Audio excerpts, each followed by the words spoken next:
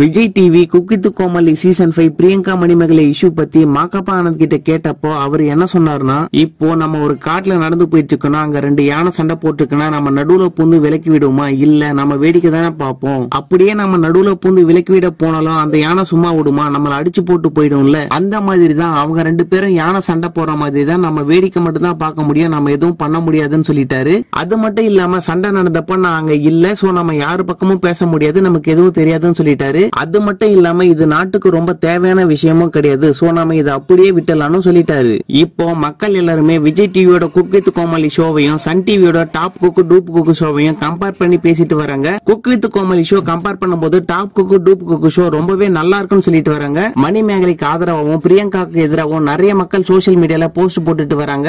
இந்த சண்டை பத்தின உங்களோட கருத்தை கமெண்ட்ல சொல்லுங்க. மாக்கப்பா ஆனந்த் சொன்ன மாதிரி இது நாட்டுக்கு தேவையான விஷயம் இல்லன்னு நினைச்சீங்கன்னா இந்த வீடியோ